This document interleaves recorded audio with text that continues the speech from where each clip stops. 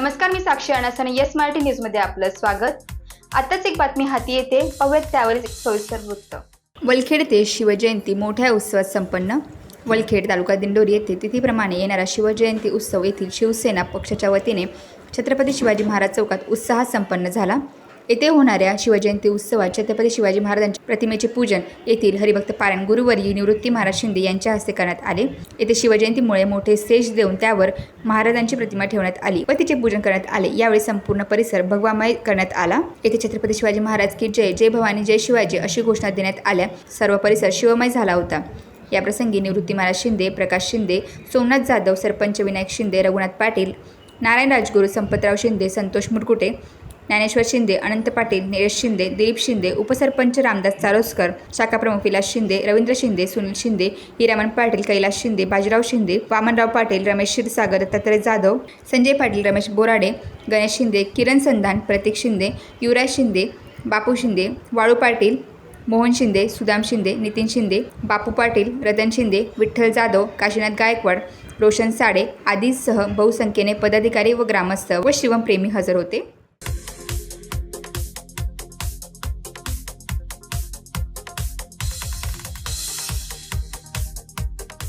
छत्रपती शिवाजी महाराज की जय, जय भवानी, जय शिवाजी.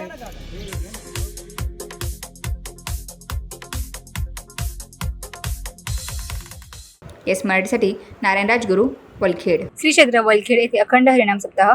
श्री क्षेत्र वलखेड येथे भारतीय विश्वशांती सद्गुरू सेवा मंडळ व समस्त ग्रामस्थ यांचे विद्यमान अखंड हरिनाम सप्ताह मंगळवार दिनांक 16 एप्रिल 2024 ते मंगळवार दिनांक 23 एप्रिल 2024 पर्यंत येथील संकटमोचन दक्षिणमुखी हनुमान मंदिरात या सप्ताहाचे आयोजन केले आहे. सप्ताहाची सुरुवात येथील श्री हनुमान मंदिरात नारळ वाढून व पत्रके वाटून करण्यात आली आहे. या प्रसंगी गावातील सरपंच, उपसरपंच, सदस्य, पदाधिकारी व ग्रामस्थ बहुसंख्येने हजर होते. कालाबादाप्रमाणे आपल्या श्री क्षेत्र वलखेड येथे अखंड हरिनाम सप्ताह दिनांक मंगळवार दिनांक 16/4/2024 रोजी या ठिकाणी संपन्न होत आहे. त्या संदर्भामध्ये आज श्री क्षेत्र वलखेड येथील हनुमान मंदिरामध्ये नारळ वाढवण्याचा कार्यक्रम करण्यात आला. त्यासाठी सर्व उपस्थित भाविक ग्रामस्थ उपस्थित होते. त्यांना मनापासून या ठिकाणी धन्यवाद देतो आणि आभार मानतो. सालाबादाप्रमाणे यावर्षी सुद्धा आपल्या गावामध्ये अखंड हरिनाम सप्ताह अतिशय चांगल्या प्रकारच्या वातावरणामध्ये आज नारळ वाढवण्याचा कार्यक्रम साजरा झाला. तरी सर्व ग्रामस्थांनी आणि गावातील ग्रामस्थांनी तसेच पंचकृषीतील सर्व भाविकांनी या सप्त्याचा लाभ घ्यावा. अतिशय चांगल्या प्रकारची कीर्तन सेवा या ठिकाणी ही केलेली आहे. तरी सर्व ग्रामस्थांनी याची नोंद घ्यावी. थांबतो. त्याप्रमाणे आपल्या गावामध्ये सप्त्याचा जो कार्यक्रम आयोजित केलेला आहे, त्याचं नारळ वाढवण्याचा आज जो कार्यक्रम आहे, मी ग्रामस्थांना एवढीच विनंती करील का आपल्या सप्ताहाची लोकांनी येऊन शोभा वाढवावी आणि प्रत्येकाने वर्गणी कमिटीकडं गावाने आणून द्यावी आणि या दरवर्षीप्रमाणे याही वर्षी सप्त्याचा सर्व ग्रामस्थांनी भाविकांनी आनंद घ्यावा. त्याचप्रमाणे या ठिकाणी अजून आपल्याकडे एक दुसरा कार्यक्रम आहे. आपल्या गावची पीर महाराजांची जी यात्रा आहे, पीरबाबाची, तर त्या यात्रेची सुद्धा वर्गणी पंचगामीकडे देऊन यात्रेची सुद्धा. येस मराठीसाठी नारायण राजगुरू, वलखेड. इसवी सन 1940 पूर्व सातबारा फेराफार बऱ्याच तहसील दप्तरी नोंदीचं नसल्याने कुणबी नोंद सापडूनही लाखो मराठा कुटुंब कुणबी जात प्रमाणपत्रांपासून वंचित. ओबीसी आणि ओबीसीचे उपवर्गातील 407 जातींचे सातबारे फेराफार पाहूनच जात प्रमाणपत्र दिली जातात का? कारण की ST, SC, OBC, VJNT, SBC या सर्व मागासवर्गातील जातींना महाराष्ट्र राज्य जात प्रमाणपत्र जात पडताळणी कायदा 2001 नुसार आणि त्यांच्या सुधारित 2012च्या कायद्यानुसार जात प्रमाणपत्र दिले जातात आणि जात पडताळणी होते. मग मराठ्यांनाच कुणबी प्रमाणपत्र देताना तहसीलदार आणि प्रांत अधिकारी जमिनीचे सातबारे फेराफार अट घालून कुणबी प्रमाणपत्र का नाकारतात? जात प्रमाणपत्र 2001 आणि 2014 कायद्यात जमिनीचे सातबारा आणि फेराफार पाहूनच जात प्रमाणपत्र द्यावे असा कुठेही उल्लेख नसताना, परंतु काही प्रशासकीय अधिकाऱ्यांकडून जाणून बुजून मराठा समाजातील व्यक्तींना कुणबी प्रमाणपत्र मिळू नये म्हणून प्रयत्न होताना यावरून आता दिसत आहे.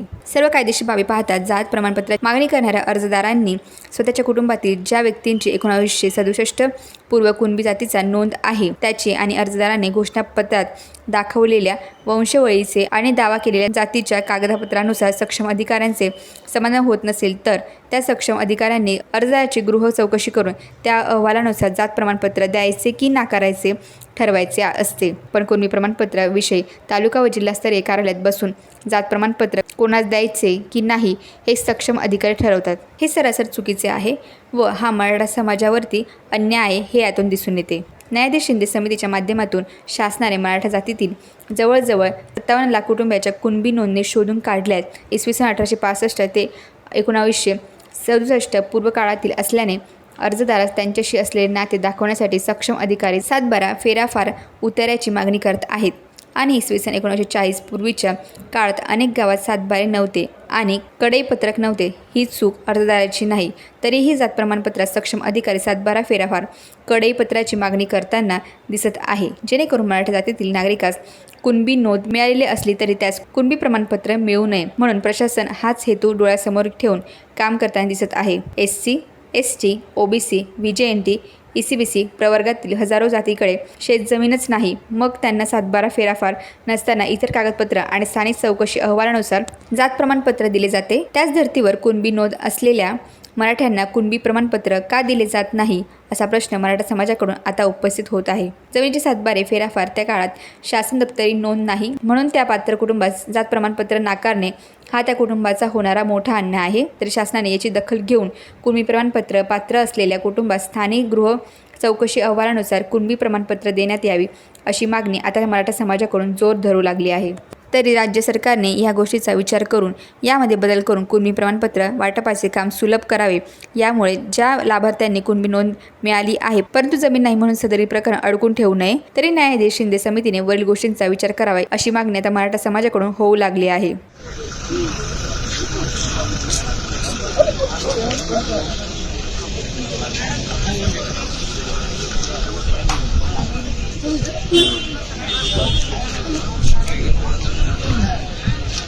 आज शिंदे सरकारने मराठा आरक्षणाकरता नियुक्त केलेली न्यायमूर्ती शिंदे यांची समिती आमच्या भूमीमध्ये आलेली आहे. ही शिंदे समिती माझ्या म्हणण्याप्रमाणे फक्त संधीवर संधी मिळवण्याची समिती आहे. कारण 2 महिन्याचा अवधी पुन्हा या शिंदे सरकारने दिलेला आहे. मला मनोज जरांगे पाटलाच्या उपोषणाच्या पाठिंबा जोडून एक प्रश्न विचारायचा आहे शासनाला की तुम्ही आजपर्यंत कुठलं आरक्षण या महाराष्ट्राच्या देशाच्या इतिहासामध्ये अशा प्रकारच्या समित्या नेमून पुरावे स्वीकृती कक्ष नेमून दिलेला आहे या प्रश्नाचं उत्तर द्या. EWS 10% ज्यावेळी नरेंद्र मोदी सरकारने आरक्षण 10% दिलं त्यावेळी अशा प्रकारचं काही केलं होतं का? आणि आता आमचे दोन्ही सहकारी किंवा इतरही सहकारी सांगताय की अतिशय पुरातन काळापासून आम्ही कुणबी आहोत, मराठा कुणबीच आहेत असे न्यायनिवाडे सुद्धा आम्ही आता या समितीकडे दाखल करत आहोत. अनेक आमचे मराठा बांधव आत्महत्या करतायत. काल सुद्धा आमच्या अंबाजोगाई तालुक्यात गिरवलीमध्ये एका मराठा बांधवांनी आत्महत्या केली. मनोज जरांगे पाटील आज अतिशय त्यांची प्रकृती खालावलेली आहे. नरेंद्र मोदी हे शिर्डीमध्ये येतात आणि तिथे साधा उल्लेख सुद्धा मनोज जरांगे पाटलासारख्या गरीब मराठाचा करत नाही. यावरून या केंद्राच्या आणि राज्याच्या सरकारला गरीब मराठ्यांची कदर नाही हे स्पष्ट होतंय. त्यामुळे एक मराठा नागरिक म्हणून मी ह्या समितीचा धिक्कार करते. ही समिती केवळ आमच्या मराठा समाजाच्या तोंडाला पाणी पुसण्यासाठी नियुक्त केलेली आहे. येस मराठीसाठी संजय चांदघोडे, पुणे. दिंडोरी तालुक्यातील वणी येथे आज वर घोडा मिरवणूक सकाळी जगदंबा मातेच्या मंदिरापासून सुरुवात करण्यात आली. सकाळी 9 वाजता निघालेली मिरवणूकमध्ये मुंबई येथील दीक्षार्थी यांना रथात बसवून त्यांची भव्य अशी मिरवणूक काढण्यात आली. यावेळेस वणी येथे जैन बांधवांनी भव्य असे मिरवणूकमध्ये सहभागी झाले. सुरुवातीला उंटावरती सवारी व सनई पथक, ढोल पथक, बँड पथक लावून दीक्षार्थी यांनी पैसे, कपडे, धान्य व मिठाई, भांडे, विविध संसार उपयोगी वस्तू आपल्या हाताने दान केल्या. यावेळेस वणी परिसरात मोठी गर्दी पाहायला मिळाली.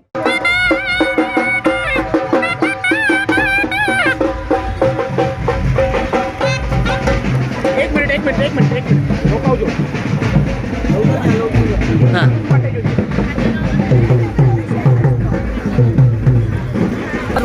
खूप छानपणे साजरा झाला वणी येथे दीक्षार्थी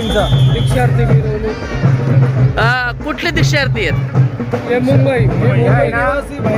भायखळा लवलेन म्हणून एक फेमस जागा आहे मुंबईतली. भायखळा इथे सगळं 2 सख्या बहिणी आहेत. या उद्या सकाळी 6 वाजता दीक्षा घेणारे हरण घेणारे. त्यामुळे या मुंबईहून सर्व हे लोक मुंबईहून आलेले. आज इथला वरघोडा जो आहे जैन धर्मियांचा जो वरघोडा आहे एकदम अद्भुत असा वरघोडा एकदम निघाला होता. आणि तिथे साजरा जैन बांधव सगळे साजरे करत आहेत. आणि संध्याकाळी आज संध्याकाळी 7 वाजता या दोन्ही दीक्षांचा मोठा बहुमान होणार आहे. अंतिम विदाई आणि अंतिम तिलक करणारे सकाळी 6 वाजता दीक्षा महोत्सव संपन्न होणार आहे.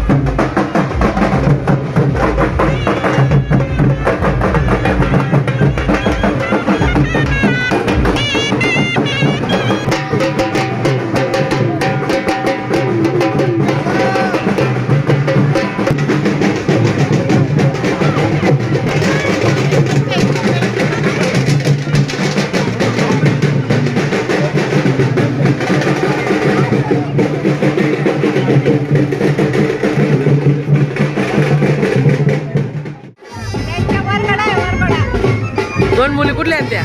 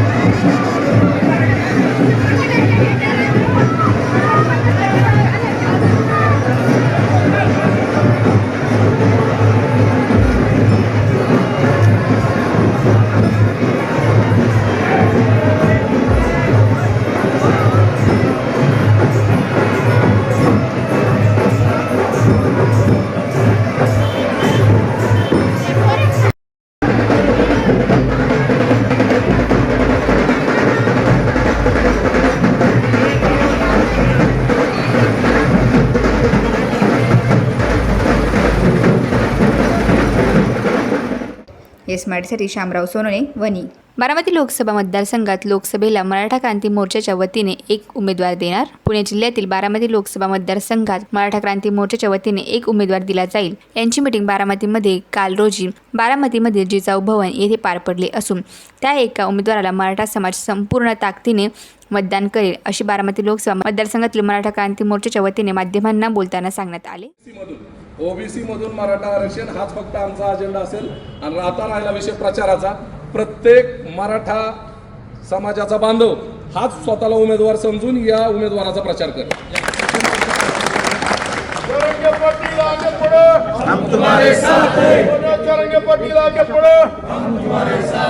बारामती लोकसभा मतदारसंघाचे जिजाऊ भवन बारामती हे सेंटर पॉइंट असेल. बारामती लोकसभा मतदारसंघामध्ये ज्या काही इथून पुढे निर्णय प्रक्रियेच्या मिटिंगा होत्या कार्यकाळ संपलेला आहे, त्याच्यामुळे संबंधित मला विषय नाही आहे. फक्त समन्वयक मिटिंग ही 6 तालुक्यांची 6 विधानसभेची होईल, ती मात्र मिटिंग आमची नंतर होणार आहे. त्यात जे फायनल होईल ते आमचं फायनल निर्णय असेल.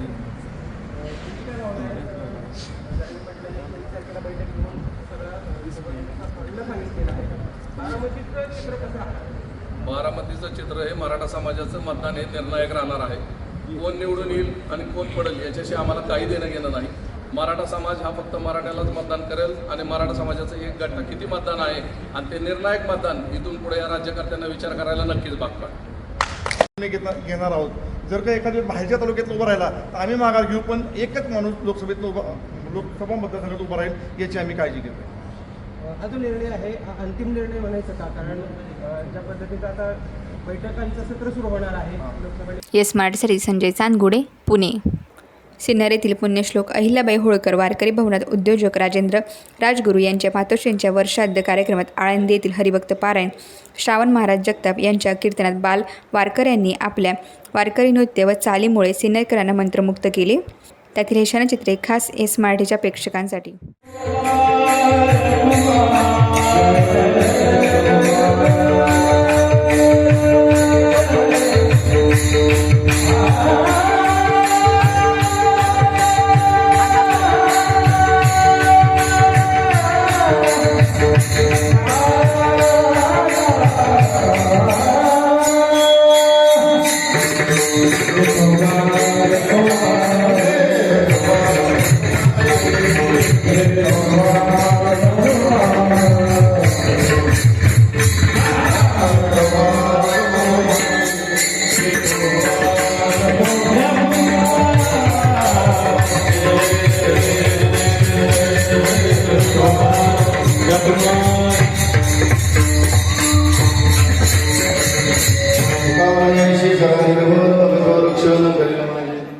तुम्ही संत सारे कृपेची सागर निरूपा पार संग देवा. आपल्याला गुड संतांचं भजन करायचं. आज माझ्या शिंदे साहेबांचा शेवटचा दिवस वर का माहितला.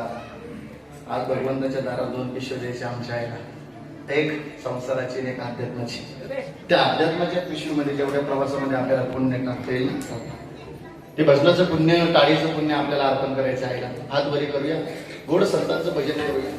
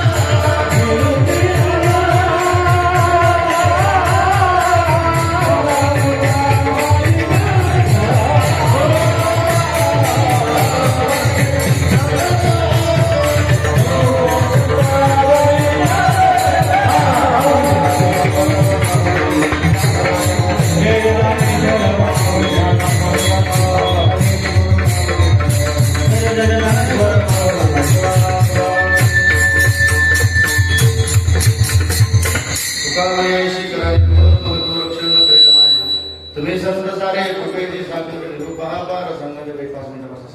5 मिनिट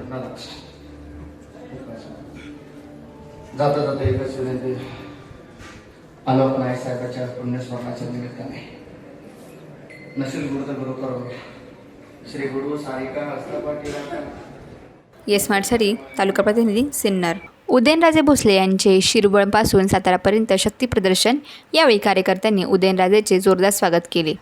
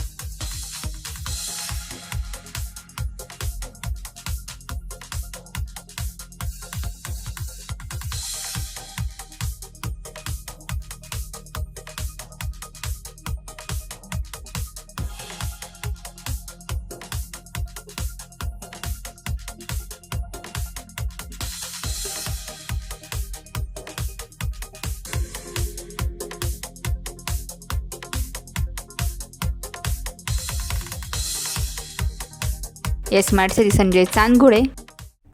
नाशिक जिल्ह्यातील लोकसभा मतदारसंघाचा तिढा अद्याप कायम.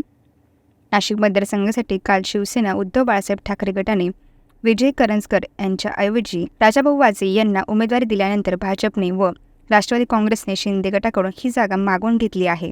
इथे भाजपचे कमळ या निशाणीवर जिल्ह्याचे माजी पालकमंत्री छगन भुजबळ यांना उमेदवारी देण्याची दाट शक्यता वर्तवली जात असली तरी ऐनवेळी भाजपकडून श्री स्वामी शांतिगिरी महाराज यांचाही खुलासा आहे. त्यातच विजय करंजकर यांनी काल पत्रकार परिषद घेऊन कार्यकर्त्यांना तीव्र भावना व्यक्त करू नये असा सल्ला दिला असला तरी त्यांच्या मनात नेमकं काय असा प्रश्न उपस्थित केला जात आहे. 2014 व 19 साली इच्छुक असलेले विजय करंजकर यांना दरवेळी शिवसेना पक्षप्रमुख उद्धव ठाकरे यांनी आदेश दिल्यानंतर ते थांबलेले आहेत. त्यांना राज्यपाल कोट्यातून उद्धव ठाकरे यांनी स्वतः आमदार करण्यासाठी नाव दिले होते, परंतु भगतसिंग कोश्यारी व शिवसेना यांच्या वादामध्ये त्यांना आमदार होता आले नाही. यातच आज नेमकी विजय करंजकरांची भूमिका काय यांच्यावर चर्चाचे उधाण आलेले आहे. तसेच या सर्व कालवाकालवीमध्ये शिवसेना उद्धव बाळासाहेब ठाकरे यांनी सॉफ्ट कॉर्नर व संयमी शांत स्वच्छ प्रतिमा असलेले राजाभाऊ वाजे यांना उमेदवारी दिल्याने विजय करंजकर यांच्याबरोबर किती शिवसैनिक आणि पदाधिकारी जातील ही शंका उपस्थित केली जात आहे. त्यामुळे टॉप गिअरमध्ये निघालेले विजय करंजकरांची गाडी ब्रेक लावेल अशी आशा शिवसेनेचे ज्येष्ठ पदाधिकारी यांना आहे. यातच जरांगे पाटलांनी केलेल्या घोषणेमुळे माजी अधिकारी बनकर साहेब व करण गायकर यांची उमेदवारी करण्यासंदर्भात अपक्ष उमेदवार म्हणून चाचणी करण्यात येत आहे. मविप्रचे सरचिटणीस नितीन ठाकरे यांनी जवळपास सर्व पक्षाकडे उमेदवारी मागितलेली आहे.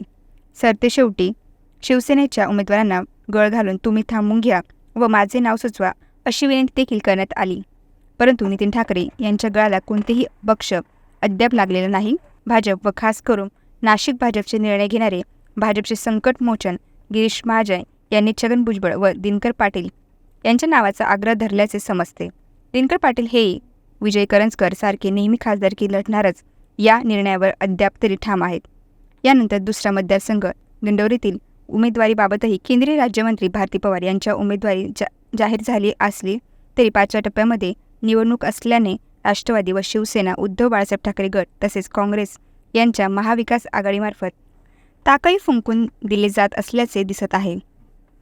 सर्वानुमते आज भास्कर बगरे यांचे नाव चर्चेत असले तरी नुकत्याच घडलेल्या काही घडामोडी भुवया उंचवणाऱ्या ठरतात. माजी आमदार धनराज महाले तसेच कळवणचे आमदार नितीन पवार यांच्या पत्नी माजी जिल्हा परिषद अध्यक्षा जयश्री पवार, माजी खासदार हरिश्चंद्र चव्हाण व आत्ताच नुकत्याच आलेल्या माहितीनुसार नरहरी झिरवाळ हे देखील राष्ट्रवादी काँग्रेस पक्ष शरद पवार या पक्षाकडून उमेदवारी करण्यास तयार असल्याची समजते. जर भास्कर बगरे यांना उमेदवारी टाळून इतर कोणालाही दिली तर जिल्ह्यातील ज्येष्ठ नेते श्रीराम शेट्टे हे काम करतील का, किंवा भास्कर बगरे यांना उमेदवारी दिली तर मतदारसंघात नेमका कोणता वर्ग काम करेल व कोणता वर्ग काम करणार नाही याबाबत साशंकता आहे. धनराज महाले यांच्यासोबत मतदारसंघातील 1 माजी मंत्री, 3 माजी आमदार व 1 सध्या असलेले आमदार यांनी शरद पवार यांची भेट घेऊन धनराज महाले यांना उमेदवारी द्यावी अशी गळ घातल्याचे समजते. तसेच हरिश्चंद्र चव्हाणही पराभूत न होता मागील वेळी भाजपने ऐनवेळी तिकीट कापले म्हणून घरी बसले आहेत. त्यांनी मीच विजयी होईल असा दावा केला आहे. भास्कर बगरे यांनी मागील 3 महिन्यापासून मतदारसंघ पिंजून काढलेला आहे. जयश्री पवार ह्या इच्छुक असल्या तरी नितीन पवार एवढा मोठा निर्णय घेतील का हा प्रश्न उपस्थित केला जात आहे. त्यातच माकपचे जीवा पांडू गावी हा मतदारसंघ आम्हाला सोडावा म्हणून महाविकास आघाडीवर दबाव आणत आहे. मतदारसंघ सोडला नाही तर आमचाही उमेदवार या मतदारसंघात राहणार असा निर्णय झाल्याचे समजते. यातच वंचित व मराठा समाजाचे जरांगे पाटलांचा एक उमेदवार ऐनवेळी या मतदारसंघात येऊ शकतो, परंतु सध्या तरी उमेदवाराच्या बाबतीत माजी आमदार धनराज महाले यांना सॉफ्ट कॉर्नर आहे, तर भास्कर बगरे हेही उजवे उमेदवार आहे. भारती पवार या उमेदवारास तगडे आव्हान द्यायला ऐनवेळी पवार साहेबांनी जर एखादा हुकमी एक्का बाहेर काढून लढत दिली. मागील 3 वेळेस ज्या पराभवाचा वचपा यावेळेस महाविकास आघाडीच्या रूपाने दिंडोरी मतदारसंघात बघायला मिळू शकतो. एकंदरीत महाविकास आघाडी असो वा महायुती, जिल्ह्यातील दोन्ही मतदारसंघात संभ्रम कायम असून शुक्रवारी सायंकाळपर्यंत चित्र स्पष्ट होईल अशी आशा आहे, परंतु दोघी पक्षाच्या वतीने ताकही फुंकून पिले जाणार एवढं मात्र नक्की. संपादकीय येस मराठी. कारखान्यामध्ये शेंगदाण्याचे तेल कसे बनते याची संपूर्ण प्रक्रिया आपल्या येस मराठीवर.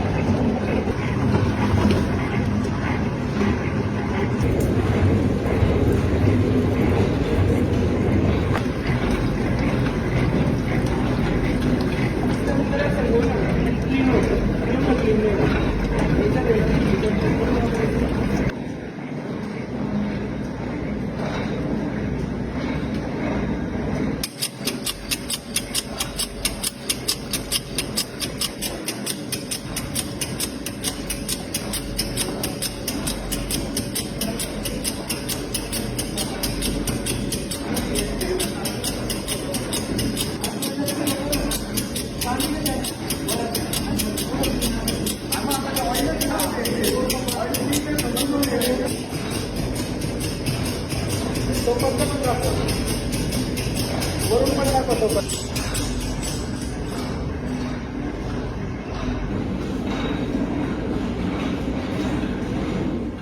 येस मराठीसाठी संजय चांदघोडे, पुणे. सप्तशृंगी गडावरती मोठ्या उत्सवात शिवजयंती साजरी. आद्य शक्तीपीठ असलेले श्री क्षेत्र सप्तशृंगी गडावरती आज सर्व ग्रामस्थ व्यापारी यांच्या उपस्थितीत तिथीनुसार छत्रपती शिवाजी महाराज यांच्या जयंतीनिमित्त प्रतिमेचे पूजन करून मोठ्या उत्सवात शिवजयंती सप्तशृंगी ग्रामस्थांनी साजरी केली. यावेळी प्राथमिक शाळेतील लहान विद्यार्थिनींना बिस्किट व मिठाईचे वाटप करण्यात आले. यावेळी सप्तशृंगी सर्व ग्रामस्थ मोठ्या संख्येने उपस्थित राहून जय भवानी जय शिवाजी या घोषणेने परिसर गजबजून सोडला होता. यावेळेस ईश्वर कदम, गणेश बर्डे, दीपक जोरवर, योगेश कदम, मयूर जोशी, भूषण गवळी, समीर बेनके, सुरेश बत्ताशे, विजय दुबे, मनोज कदम, विश्वनाथ गांगुर्डे, मधुकर गवळी, तेजस बनके, जयेश दीक्षित, भूषण देशमुख, कैलास पानमळे, रमेश पवार आदींसह ग्रामस्थ मोठ्या संख्येने उपस्थित होते. आज श्री क्षेत्र सप्तशृंगी गडावरती सर्व ग्रामस्थांच्या वतीने तिथीनुसार सार्वजनिक शिवजयंती उत्सव साजरा करण्यात येत आहे. तरी पण सर्व ग्रामस्थ इथे उपस्थित आहे. सर्व पक्षीय शिवजयंती इथे उपस्थित प्रेक्षकांमध्ये झालेली आहे आणि संध्याकाळी 5 वाजता मिरवणुकीचे आयोजन करण्यात आलेले आहे. वर्षाप्रमाणे यावर्षी पण तिथीनुसार शिवजयंती उत्सव सप्तशृंगी गडावर साजरा झालेला आहे. त्यासाठी गडावरील ग्रामस्थ, भाविक व दुकानदार हे सर्व उपस्थित होते. गडावरील सर्व प्रकारचे जे पदाधिकारी उपस्थित होते. प्राथमिक शाळेतले जे विद्यार्थी होते हे पण हजर होते. पूजन एकदम ब्राह्मण वर्गाच्या द्वारे पूजा एकदम व्यवस्थित पद्धतीने पार पडलेली आहे व शालेय मुलांना शिवजयंती सर्व ग्रामस्थाच्या वतीने शिवजयंती उत्सवानिमित्त त्यांना बिस्किटाचं वाटप केलेलं आहे.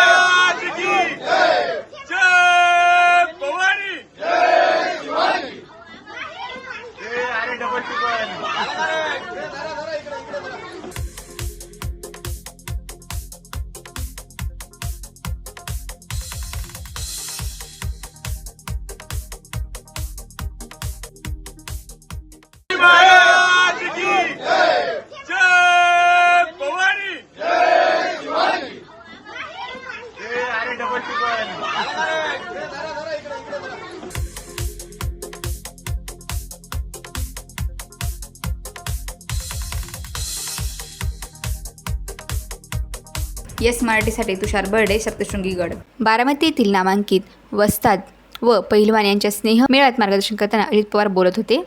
ते म्हणाले की शिवराजजी राक्षे, पैलवान योगेशजी दोडके, पैलवान अमोलजी बराटे, अमोलजी बुचडे, संतोषजी गरुड, वस्ताद सुभाषजी पोकळे, वस्ताद निधीजी दांगट, पैलवान दीपक भौमानकर, पैलवान मंगलदासजी बांदल, पैलवान महेशजी मोहोळ, पैलवान मौलजी कोकाटे, पैलवान बाळासाहेबजी लांडगे, पैलवान विशालजी कलाटे, नामदेवरावजी शिरगावकर, महाराष्ट्र ऑलिम्पिक असोसिएशनचे सरचिटणीस, अर्जुन पुरस्कार विजेते आमचे सहकारी शांतारामजी जाधव, सर्व कुस्ती क्षेत्रामध्ये काम करत असणारे आमचे सर्व पैलवान मंडळी, पत्रकार मित्र, बंधू भगिनींनो, माझ्या तरुण मित्रांनो, तुम्हाला सगळ्यांना माहिती आहे देश पातळीवर निवडणुका लोकसभेच्या चाललेल्या आहेत आणि ह्या लोकसभेच्या निवडणुकीच्या निमित्तानं उद्याच्या 5 वर्षाच्या करता देशाची सूत्र कोणाच्या हातामध्ये द्यायची आहे.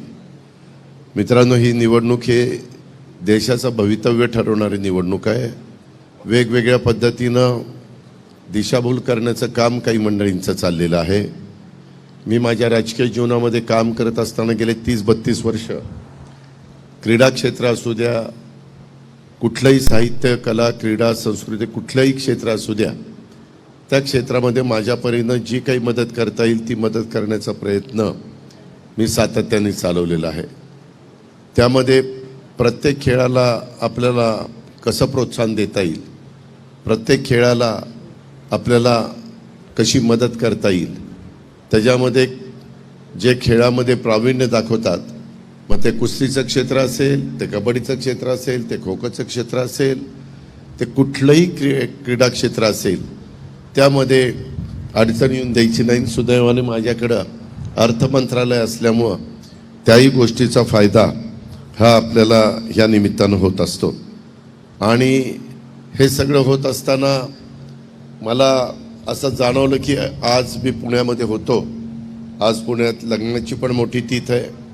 काही माझ्या सहकाऱ्यांच्या वेगवेगळ्या प्रकारच्या बैठका पण मी लावलेल्या आहेत आणि त्याच्यातून खरं तर तुमची 11 वाजता बैठक होती. मला उशीर झाला त्याबद्दल सुरुवातीलाच पैलवान मंडळींच्याकडं मी दिलगिरी व्यक्त करतो. मी मधी दीपक मानकर, बाबा कंधारे, पंकज हरपुडे ह्या सगळ्यांना सांगितलं की मला ह्या सगळ्या मान्यवरांशी थोडंसं हितगुज करायची आहे. मला माझ्या परीनं ह्यांची मदत त्या ठिकाणी घ्यायची आहे. आज महायुतीच्या सरकारच्या माध्यमातून आम्ही काम करतोय. एकनाथ शिंदे असतील, देवेंद्रजी असतील, मी असेल, बाकीचे सगळे आमचे सहकारी असतील, 3 पक्ष आणि इतर मित्र पक्ष असं मिळून आम्ही पुढं चाललेलो आहेत. आणि हे पुढं चालत असताना महाराष्ट्राचा सर्वांगीण विकास कसा होईल, महाराष्ट्र वेगवेगळ्या क्षेत्रामध्ये त्यांचा नावलौकिक कसा वाढेल, त्याच्यामध्ये नंबर 1च्या स्थानावर महाराष्ट्र कसा जाईल, हीच आमच्यासारख्यांची सगळ्यांची भावना असते. आणि ही भावना होत असताना पैलवान हा राजर्षी शाहू महाराजांनी ह्याला खरा राजाश्रय देण्याचं काम केलं आणि तेव्हापासून ह्या कुस्तीपटूंनी कुठं मागं वळून बघितलेलं नाही आहे. ठीक आहे, आता मातीच्या बरोबर गादीवरच्या पण कुस्त्या आलेल्या आहेत, बाकीच्या पण गोष्टी चाललेल्या आहेत आणि ह्याच्यातून लोकांचाही प्रतिसाद मोठ्या प्रमाणावर आपल्याला वेगवेगळ्या महाराष्ट्र केसरी असेल, हिंद केसरी असेल किंवा अनेक प्रकारच्या ज्या काही स्पर्धा होत असतात त्या स्पर्धेच्या पातळीवर आपल्याला सगळ्यांना बघायला मिळतात. कुस्तीच्या बद्दल खरं तर काही मधल्या काळामध्ये संघटनेमध्ये मतभेद झाले, देश पातळीवर झाले, त्याचे परिणाम वेगवेगळ्या राज्याला भोगावे लागले, राज्य पातळीवर झाले, त्याचे परिणाम काही जिल्ह्यांना भोगावे लागले, जिल्हा पातळीवर झाले, त्याचा फटका माझ्या तालुका लेवलला पण त्या ठिकाणी बसला आहे. पण माझं स्वतःचं मत असं आहे की त्या खेळामध्ये राजकारण न आणता खऱ्या अर्थाने मदत झाली पाहिजे. म्हणूनच आजची ही बैठक इथं बोलवलेली आहे. ह्या बैठकीच्या निमित्तानं आपण सगळे मान्यवर इथं उपस्थित राहिलात त्याबद्दल मी आपल्याला सगळ्यांना धन्यवाद देतो, आपले सगळ्यांचे आभार मानतो आणि आपल्या सगळ्यांचं मनापासून स्वागत देखील करतो. मित्रांनो, ज्यावेळेस माझ्यासारख्याला ह्या सगळ्या क्षेत्रामध्ये राजकीय क्षेत्रात कामाची संधी मिळाली त्यावेळेस आपल्या इथं गुजरात येथे झालेल्या 36व्या राष्ट्रीय क्रीडा स्पर्धेमध्ये संपूर्ण राज्यात आपलं महाराष्ट्र राज्य हे पहिल्या क्रमांकावर आलेलं आहे. त्यामध्ये प्रत्येक खेळाडूचं, प्रशिक्षकाचं आणि त्या खेळाडूंच्या पालकांचं सर्वांचंच योगदान होतं. क्रीडा रसिकांनी भरभरून पाठिंबा दिला म्हणून हे सगळं घडलं. हे सगळं घडत असताना गोव्याला देखील 37व्या राष्ट्रीय क्रीडा स्पर्धा झाल्या. तिथं देखील महाराष्ट्राने ऐतिहासिक यश हे 1994 नंतर तब्बल 30 वर्षांनी मिळवलं. आम्ही अनेक ठिकाणी क्रीडा नगरी बांधतोय, आपण विभागीय क्रीडा संकुल बांधतोय, आपण जिल्हा क्रीडा संकुल बांधतोय, आपण तालुका क्रीडा संकुल बांधतोय. सुदैवाने ह्या 3 पक्षाच्या सरकारमध्ये क्रीडा विभाग मी यावेळेस जाणीवपूर्वक राष्ट्रवादी काँग्रेस पक्षाकडे घेतलेला आहे. मी फार चांगलं ऑलिम्पिक भवन हे आपल्या पुण्याच्या बालेवाडीमध्ये परवाच मी आणि त्याच्यामध्ये क्रीडा मंत्र्यांनी त्यामध्ये संजय बनसोडे यांनी त्याच्यामध्ये भूमिपूजन आम्ही लोकांनी केलं. आणि देशाच्या पातळीवर जसे ऑलिम्पिक भवन आहेत काही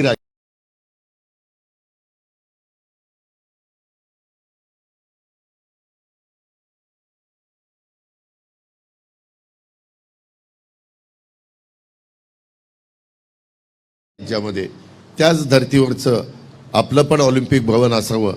वेगवेगळ्या क्रीडा संघटनांना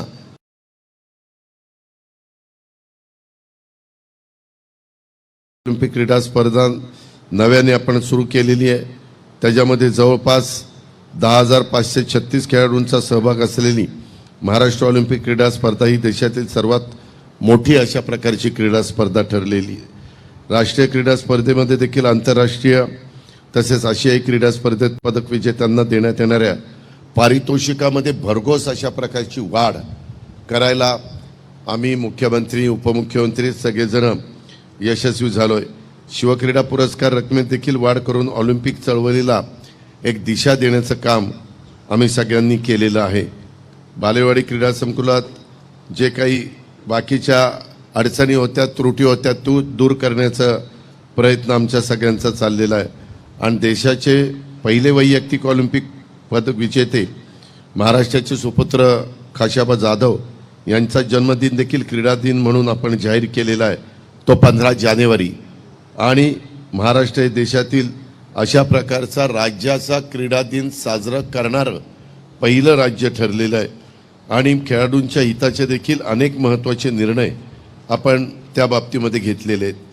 मला DPDCमध्ये नियोजन खातं माझ्याकडे असल्यामुळं मी त्याच्यात खूप मोठ्या प्रमाणावर DPDC वाढवलेलं आहे. पाठीमागं मी आपल्याला सांगितलं तर तुम्हाला आश्चर्य वाटेल, 25 वर्षापूर्वी ह्या पुणे जिल्ह्याचा जिल्हा वार्षिक योजना आराखडा हा अवघा 50 कोटी रुपयाचा असायचा. आता यंदाचा नवीन आराखडा 1250 कोटीपर्यंत आपण त्या ठिकाणी नेलेला आहे. आणि त्याच्यातून कुठं कुठं कबड्डीला असेल, खो खोला असेल, कुस्तीला असेल, मॅट पाहिजे असतील, आणखीन काही त्याच्यामध्ये मदत पाहिजे असेल ते पण करण्याचा आपला प्रयत्न आहे. मी मध्ये ज्यावेळेस कोल्हापूर ही खऱ्या अर्थाने कुस्तीगिरांची नगरी म्हणून ओळखली जाते, त्याला खऱ्या अर्थाने एक प्रोत्साहन देण्याचं काम तिथं होतं. मोतीबाग तालीम असेल, गंगावेस तालीम असेल, अशा अनेक नावाजलेल्या तालीम तिथं आहेत. अनेक नावाजलेले पैलवान त्या तालमीने आपल्याला दिलेले आहेत. तिथं वस्ताद देखील चांगले आहेत. आणि म्हणून तिथं पण मी स्वतः डोळ्यांनी त्या दिवशी सकाळी बघितलं, इतक्या वेगवेगळ्या प्रकारे अडचणी माझ्या छोट्या छोट्या पैलवान लोकांना येतात. ते कसे तिथं राहतात, कसे झोपतात, कसं तिथं जेवण करतात, कसं तिथं त्या ठिकाणी प्रॅक्टिस करतात, हे सगळं बघितल्यानंतर आपल्या राज्य सरकारचा एकंदरीत काम ह्या वेगवेगळ्या क्षेत्राला प्रोत्साहन देण्याचं आहे. म्हणून मी प्रायोगिक तत्त्वावर पहिल्यांदा गंगावेस तालमीचं काम हातामध्ये घेतलेलं आहे. आणि ते खूप चांगलं करण्याचा माझा आणि माझ्या सगळ्या सहकाऱ्यांचा क्रीडा विभागाचा प्रयत्न आहे. आपण टप्प्याटप्प्याने आपल्याही पुणे जिल्ह्यातल्या ज्या तालीम आहेत त्याही नावाजलेल्या तालीम आहेत, इथंही चांगले वस्ताद आहेत, इथंही चांगले पैलवान हे तयार करण्याचं काम होतं आहे. आणि माझी तुम्हाला विनंती आहे की हे सगळं करत असताना मित्रांनो, आम्ही काही साधू संत नाही आहे, आम्ही राजकीय क्षेत्रातले काम करणारे कार्यकर्ते आहेत. आम्ही काय हे सगळं करू शकतो तर तुमचा पाठिंबा असतो, जनतेचा पाठिंबा असतो, पाठबळ असतं, मतदारांचं मनापासून सहकार्य असतं, म्हणून आम्ही करू शकतो. माझी पैलवान मंडळींना विनंती आहे, ह्यावेळेस तुमचंही प्रतिनिधित्व करण्याच्या करता पुणे शहर ही अतिशय ॲटो नगरी म्हणून ओळखली जाते, ॲटो हब म्हणून ओळखला जातो, IT हब म्हणून ओळखला जातो, विद्यानगरी आपली विद्येचं माहेरघर म्हणून ओळखलं जातं, सांस्कृतिक राजधानी म्हणून ओळखली जाते. ह्या सगळ्याचं सार जर आपण पाहिला तर इथं वेगवेगळ्या क्षेत्रातल्या मान्यवरांना प्रतिनिधित्व करण्याची संधी पार्लमेंटमध्ये आपण दिलेली आहे. ह्यावेळेस तर महायुतीनं आपल्या शहरामध्ये पुणे शहराचा जो मतदारसंघ पाठीमागे गिरीश बापटसाहेब ह्या मतदारसंघाचं प्रतिनिधित्व करत होते, तिथं आपण मुरलीधर मोहोळ यांना संधी दिलेली आहे. मला मुरली मोहोळ भेटून गेले, मला मुख्यमंत्र्यांना उपमुख्यमंत्र्यांना त्यांनी त्यांचं काम सुरू केलेलं आहे. त्यांनी पण आवाहन केलं की बाबा पैलवान मंडळींनी सगळ्यांनी ह्या निमित्तानं साथ द्यावी, ह्या निमित्तानं पाठिंबा द्यावा, ह्या निमित्तानं सहकार्य करावं. आज तुमच्यातलाच एक सहकारी पार्लमेंटमध्ये निघालेला आहे आणि तुम्ही पुणे शहराची एकंदरीत राजकीय परिस्थिती बघता 100% जवळपास पुणे शहरामध्ये महायुती सहकार्य करावं. आज तुमच्यातलाच एक सहकारी पार्लमेंटमध्ये निघालेला आहे आणि तुम्ही पुणे शहराची एकंदरीत राजकीय परिस्थिती बघता 100% जवळपास पुणे शहरामध्ये महायुतीचे खालचे साहीच्या साही आमदार काम करतात. साही आमदार महायुतीचे आहे. एक आहे वडगाव शेरीचा सुनील टिंगरे, हा NCPचं प्रतिनिधित्व करतो पण महायुतीमध्ये, आणि बाकीचे 5 मतदारसंघामध्ये हे भारतीय जनता पक्षाचे आमदार आपल्या विधिमंडळामध्ये प्रतिनिधित्व करतात. साधारण एकंदरीत राजकीय परिस्थिती बघितली, एकंदरीत कल बघता मुरली मोहोळ चांगल्या मताधिक्यांनी विजयी व्हायला कुठली अडचण येईल असं मला तरी वाटत नाही. कारण मी पण अनेक वर्ष ह्या पुणे शहराचं त्या बाबतीमध्ये समाजकारण राजकारण जवळून बघितलेलं आहे. तुमचा पालकमंत्री म्हणून अनेक वर्ष मला तुम्ही सगळे लोकांनी संधी दिलेली आहे, आणि ज्या वेळेस ह्या क्रीडा क्षेत्रातला कुठलाही सहकारी माझ्याकडे आल्यानंतर सकारात्मक त्याच्यातनं कसा मार्ग काढता येईल अशा प्रकारचा मनापासूनचा प्रयत्न बाबांनो माझा असतो, आणि तो आणखीन पुढं वृद्धिग्रंथ व्हावा. आणखीन पुढं आपल्याला ज्या काही गोष्टी करणं गरजेचं आहे ते तुम्ही माझ्या लक्षात आणून दिल्यानंतर त्याच्यात पण जातीनं मी आणि माझे सगळे सहकारी, आपले राज्याचे मुख्यमंत्री उपमुख्यमंत्री, आम्ही सगळेजण लक्ष घातल्याशिवाय गप्पा बसणार नाही, हा विश्वास देखील मी माझ्या सहकारी मित्रांना, सगळ्या पैलवान मंडळींना ह्या निमित्तानं देऊ इच्छितो. माझी आपल्याला इतर वेगवेगळ्या प्रकारच्या अडचणी आहेत, परंतु माझी आपल्याला सगळ्यांना विनंती आहे की जसं कोल्हापूरचा तालमीसाठी विकास आराखडा, जी तालीम संस्थांची ऐतिहासिक गौरवशाली अशा प्रकारची परंपरा आहे, या परंपरेचंच कुस्ती खेळाचं तालीम संस्थांचं जतन आणि संवर्धन करण्याची जबाबदारी आपल्या सर्वांची आहे, आणि त्या शासनाने पण कुठं मागं राहू नये. भावी पिढी सक्षम निर्व्यसनी व्हावी, पारंपरिक खेळाचं युद्धकलेचं संरक्षण व्हावं, याच उद्देशाने आम्ही कोल्हापुरात अगदी गल्लीबोळात देखील अनेक संस्था ज्या काम करतात किंवा राज्याच्या इतर भागामध्ये काम करतात, अशा पद्धतीनं त्यांना सर्वतोपरी सहकार्य हे आम्ही त्या बाबतीमध्ये करतोय, आणि त्याच्यातूनच आपल्याला अधिकाधिक सुधारणा करायच्या, आणि त्या करण्याच्या करता आम्ही मनापासून त्या ठिकाणी प्रयत्न करू. माझी तुम्हाला एक विनंती आहे, आता हे सगळं काम करत असताना तुमचाही पाठपुरावा हा राहिला पाहिजे, कारण आम्हाला सकाळपासून रात्रीपर्यंत इतके वेगवेगळ्या क्षेत्रातले मान्यवर भेटत असतात, त्याच्यामध्ये तुम्ही त्याचा पाठपुरावा करत तुमच्यातला ज्यांनी हे क्षेत्र गाजवलं आहे, मैदानं गाजवलीत, परंतु आज ते कुठल्या वेगळ्या क्षेत्रामध्ये समाजकारणात राजकारणात काम करत असतील तर त्यांनी पण त्याच्यामध्ये जर लक्ष दिलं आणि सांगितलं की अजित पवार हे इथपर्यंत आलेले परंतु पुढं ज्या गतीनं जायला पाहिजे तिथं जात नाही, मी लगेचच संमती त्यांना सांगीन. आणि आपल्या इथं राजेश देशमुख पूर्वी कलेक्टर होते, चांगलं काम केलं त्यांनी 4 वर्ष, तेच आता क्रीडा आयुक्त झालेले आहेत, आणि त्यांना ज्या क्षेत्रातली जबाबदारी आपण त्यांच्यावर देतो ती जबाबदारी अतिशय चांगल्या पद्धतीनं ते पार पाडतात, अशा प्रकारचा माझा प्रशासनातला त्यांचा अनुभव आहे. आणि म्हणून त्याही अधिकाऱ्याची मदत आपण आपल्या ह्या क्षेत्राला, सगळ्याच क्रीडा क्षेत्राला, त्याच्यामध्ये कुस्ती क्षेत्र पण महत्त्वाचं आहे, ह्याला त्या ठिकाणी करून देण्याचा प्रयत्न करू. त्याच्यामध्ये कुस्ती स्पर्धेचं वेगळेपण हे आहे की निकालात कुणीही जिंकलं तरी दोन्ही पैलवान तोडीचे असतात, हे आपल्याला सगळ्यांना माहिती आहे. आणि महाराष्ट्र केसरीसारख्या कुस्ती स्पर्धा मॅटमध्ये देखील होतात, मातीत पण होतात, आणि मातीच्या स्पर्धेत अंतिम जिंकलेले पैलवान महाराष्ट्र केसरीसाठी लढतात. दोघंही नंबर 1चे पैलवान असतात. दोघांची मेहनत, दोघांची क्षमता नंबर 1चीच त्या ठिकाणी असतो. अशा पद्धतीनं खूप काही गोष्टी त्याच्यामध्ये चालतात.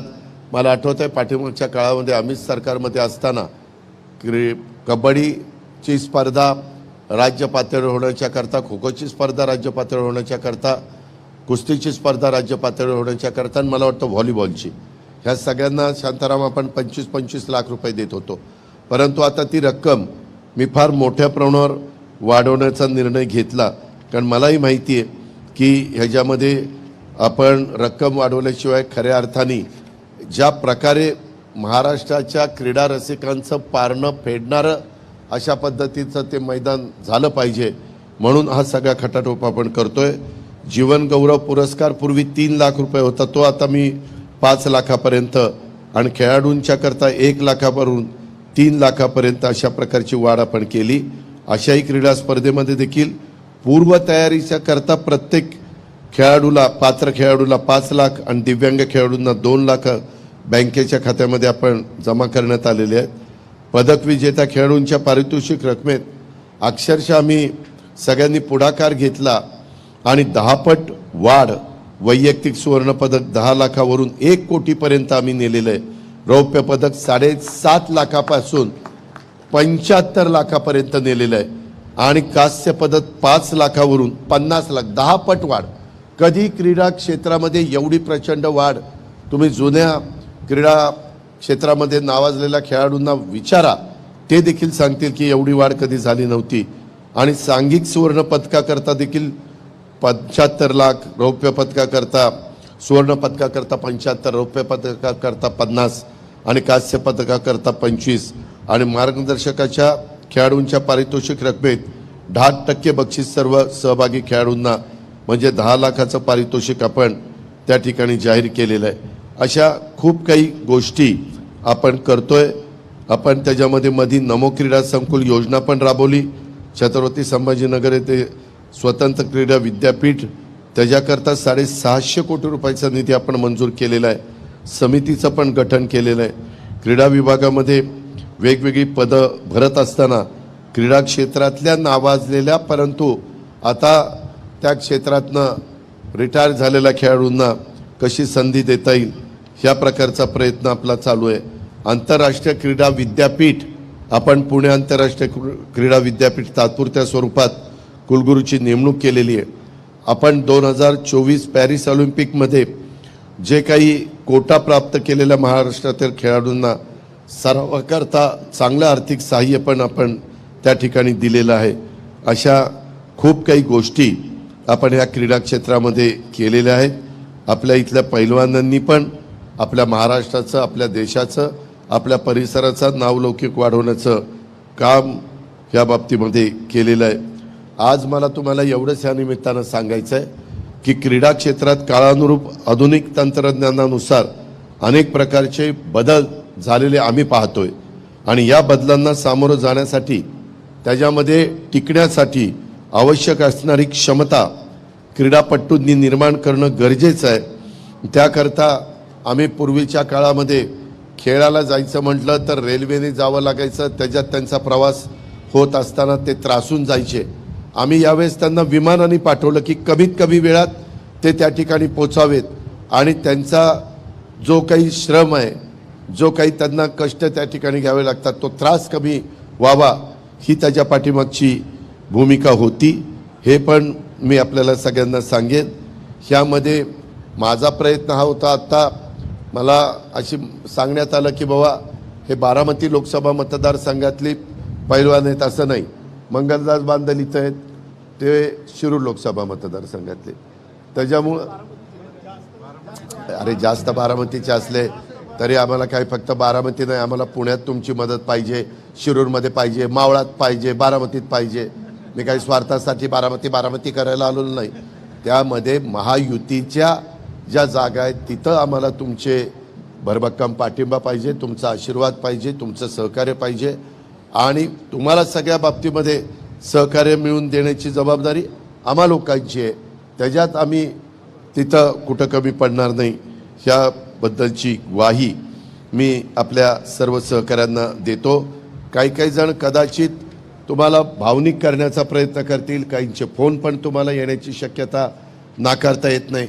मित्रांनो, क्रीडा क्षेत्रामध्ये किंवा कुठल्याही क्षेत्रामध्ये आपण जातीचा, पातीचा, नात्याचा, गोत्याचा विचार करून चालत नाही. शेवटी ज्याच्या अंगामध्ये क्रीडा कौशल्य आहे, जो तरबेज त्या क्षेत्रामध्ये, त्याला आपण संधी दिली पाहिजे. ही त्याच्या पाठीमागची भूमिका आम्हा लोकांची सगळ्यांची आहे.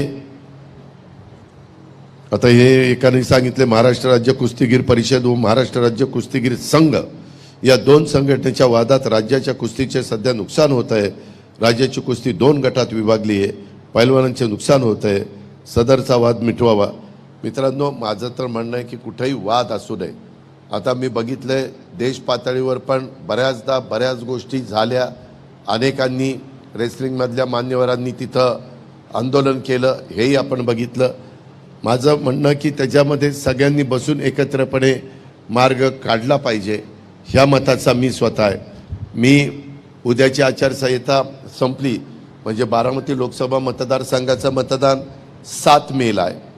ह्या चारही मतदारसंघामध्ये शिरूर लोकसभा आणि बारामती लोकसभा मतदारसंघात महायुतीचं चिन्ह घड्याळ आहे. तसंच आमच्या मावळ लोकसभा मतदारसंघामध्ये जो अर्धा भाग पुणे जिल्ह्यात येतो, अर्धा भाग माझ्या रायगड जिल्ह्यामध्ये जातो, तिथं त्या बाबतीतलं आरक्षण हे माझ्या आरक्षण नाही, तिथं चिन्ह हे धनुष्यबाण आहे. आणि आमच्या पुणे शहरामध्ये आपले पैलवान जिथं उभे आहेत तिथं चिन्ह कमळाचं आहे. काही काही जण थोडी बहुत वेगळ्या पद्धतीनं टीका टिप्पणी करण्याचा प्रयत्न करतात. हा ज्याचा त्याचा अधिकार आहे, संविधानाने तो प्रत्येकाला दिलेला आहे. त्याच्यामुळं इथं मी जास्त त्या गोष्टीला महत्त्व देऊ इच्छित नाही. इतर मला आपला आता जी तुम्हाला सगळ्यांना विनंती आहे, वेगवेगळ्या क्षेत्रातले, आता आमच्या शांताराम इथं बसलेले आहेत कबड्डी क्षेत्रातले, मी शिल्पा भोसलेंना सांगितलेलं होतं आणि इतरांना पण सांगितलेलं होतं की आजच्या ह्या बैठकीच्या बरोबरच आमचा कुस्तीपट्टूंचा मेळावा झाल्यानंतर क्रीडापट्टूंचा पण मेळावा इथं आपण घेऊ. पण मला आजची माहिती चिठ्ठी रूपाने आली की याच्यामध्ये आमच्या कुस्ती क्षेत्रातले पण मान्यवर आहेत, तसंच क्रीडा क्षेत्रातले पण मान्यवर आहेत. तुम्हाला सगळ्यांना क्रीडा क्षेत्रातल्यांना माहिती आहे. आता इथं शिरगावकर आहे, नामदेव आणि बाकीचे सगळे आहेत. त्याच्या संदर्भामध्ये अनेकदा आपण बैठका घेतल्या. अनेकदा कधी कधी आम्हाला काही अडचणीला सामोरं जावं लागलं. आता तुम्हाला सांगायचंच तर मी ते सांगून टाकतो. ऑलिम्पिक भवन, नामदेव कुठे? नामदेव, आपण कधी सुरू केलं होतं ऑलिम्पिक बांधले? 10 का 12 वर्ष झाली. 12 वर्ष 14 वर्ष वनवास त्या ठिकाणी होतो. काही ना काही अडचणी यायच्या, काही ना काही अडचणी यायच्या. मला इतकं वाईट वाटायचं. मी इतके सुंदर सुंदर तिथं प्लॅन केलेले होते, परंतु आता आम्ही सगळेजण बसलो आणि इतकं चांगलं ऑलिम्पिक भवनाचा प्लॅन केलेला आहे. मला वाटतं टेंडर झालं आहे, काम पण सुरू झालेलं आहे. आणि माझ्या पुणे शहराच्या वैभवामध्ये भर घालणारं ती वास्तू होईलच, परंतु महाराष्ट्रामध्ये जे क्रीडा प्रकार चालतात त्याही राज्यस्तरावरच्या संघटनांचं ऑफिस तिथं होणार आहे. आणि पुढं ते मेंटेन होण्याच्या करता देखील जी काही तजवीज करायला पाहिजे, जे काही तिथं काही शॉप्स काढले पाहिजे किंवा बँक वगैरे आणण्याचं म्हणायचं तर त्यांच्या भाड्यातनं त्याचं हाऊसकीपिंग आणि बाकीच्या गोष्टी झाल्या पाहिजे, ते पण आपण सगळं केलं, त्याच्यामध्ये धरलं आहे. त्यामध्ये मी कॉन्ट्रॅक्टरच्या मागं लागलो आहे की बाबा ते जितकं लवकरात लवकर तुला काम करता येईल तितकं लवकरात लवकर काम कर. त्याची कॉस्ट किती? 58 कोटी. आत्ता पहिलं होतं 58 कोटीचं, आता नवीन 82 कोटीचं शांताराम झालं. 82 कोटीचं. तुम्ही विचार करा, 82 कोटीची वास्तू म्हणजे कशा पद्धतीची वास्तू त्या ठिकाणी असेल. रिसर्च सेंटर आणि ऑलिम्पिक म्युझियम पण तिथं ऑलिम्पिक म्युझियम पण आपण करतोय, रिसर्च सेंटर पण आपण त्या ठिकाणी करतोय. साधारण तुम्ही क्रीडा क्षेत्रामध्ये काम करणारे सगळे माझे खेळाडू आहेत, त्या खेळाडूंना पण अभिमान वाटेल अशा फार गोष्टी बारकाईनं त्याच्यामध्ये समजून घेऊन. सुनील पाटील म्हणून आर्किटेक्ट आहे, ज्यांनी कलेक्टर ऑफिस बांधलं, ज्यांनी आपलं सर्किट हाऊस बांधलं आहे, तर चांगलं आर्किटेक्ट आहेत. त्यांना ते जर आपण आर्किटेक्टचं काम दिलेलं होतं आणि त्यांनी ते काम अतिशय उत्तम पद्धतीनं पूर्णत्वाला नेलेलं आहे. अशा प्रकारे तिथं पण आपलं सगळ्यांचं लक्ष आहे. आज देशाच्या पंतप्रधानांनी पण क्रीडा क्षेत्रामध्ये खूप बारकाईनं लक्ष दिलेलं आहे. ते स्वतः प्रोत्साहन देतात, ते स्वतः त्याच्यामध्ये लक्ष घालतात. देश पातळीवर सगळीकडं वेगवेगळ्या प्रकारचे क्रीडा स्पर्धा झाल्या पाहिजेत आणि राज्याच्या पातळीवर झाल्या पाहिजेत, खालच्या जिल्ह्याच्या पातळीवर झाल्या पाहिजेत. अशा पद्धतीनं तालुका पातळीपासून वर त्या ठिकाणी गेल्या पाहिजेत. आणि आपली 140 कोटी लोकसंख्या आहे. जगामध्ये ज्यावेळेस ऑलिम्पिक सुरू होतं त्यावेळेस आपल्या लोकसंख्येच्या मानाने आपल्याला पारितोषिकं मिळत नाही. त्याच्यामध्ये इन्फ्रास्ट्रक्चर बाबतीमध्ये आपण थोडंसं कमी पडत होतो. आज आम्ही बऱ्याच त्याच्यात सुधारणा केलेल्या आहे. माझी इथं असणाऱ्या सगळ्या माझ्या क्रीडा खेळाडूंना, त्या क्षेत्रातल्या मान्यवरांना, पदाधिकाऱ्यांना, सहकाऱ्यांना, पैलवान मंडळींना विनंती आहे की अजून तुमच्याकडे काही विधायक सूचना असेल तर जरूर तुम्ही त्या माझ्यापर्यंत पोचवा, किंवा आमचे संजय बनसोडे क्रीडा मंत्रीपर्यंत पोचवा, किंवा आमचे राजेश देशमुख त्यांच्यापर्यंत पोचवा बालेवाडीमध्ये. त्यामध्ये आम्ही सगळेजण जातीनं लक्ष घालू, कारण उद्याच्या 10 जूनला मला राहिलेल्या 8 महिन्याचा अर्थसंकल्प सादर करायचा आहे.